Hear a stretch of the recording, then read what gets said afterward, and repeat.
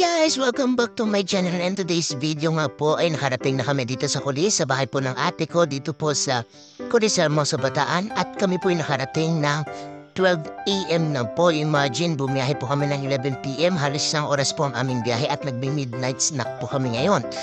At titingnan natin kung nasaan po si Jet Jet. Ayun na nga si Jet Jet, nandito sa kwarto at siya po ay nakatulog na. So matutulog na rin po kami.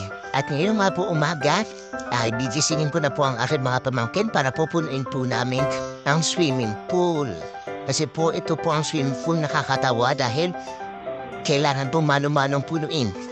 So ayan po, ipapakita ko sa inyo ang swimming pool po na DIY na ginawa po nila. At ayan lang po ay maganda na yan para ipas oras at wala po ng init ng panahon. So bago po natin punuin yan, sinamantala na rin po namin. Maglalaba po kami today. Ayan, pupunin po natin ang washing at tayo po ay maglalaba. Ayan po yung swimming pool sa malapitan. Pwede na yan. Pupunin namin yan mamaya kapag tapos ko po maglaba. At syempre, di mawawala ang ating breakfast. Ayan ang breakfast natin today. Sa lulutuin na po nila yan mamaya. Syempre, lulutuin yan ni Joy para po sa aming breakfast today dito po sa Kulis. At ayan na nga po guys, tapos na tayo magpaikot at pabanlaban na po natin ito.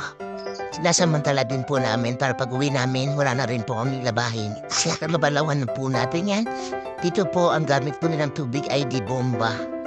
Ayan po, so may nakuha po tayong magbubomba sa atin today. At ayan, may sumisingit po sa atin ngayon.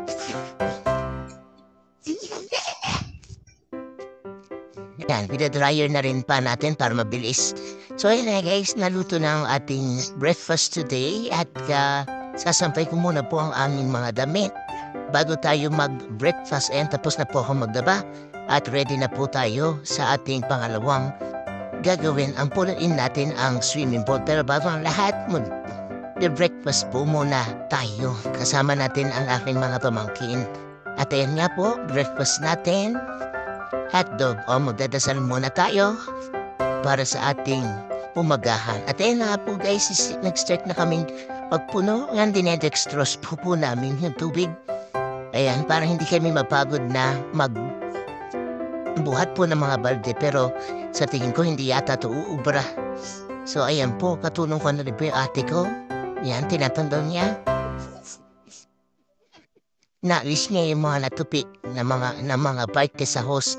Pero tingnan natin kung ubra ito. So ayan po, tulong-tulong kami sa paglinis at pagpulinis. Abangan niyo po ang part 2 kung mapupuno po namin ito o kaya makakaligo ko kami dito sa DIY swimming pool. Bye-bye and God bless you all.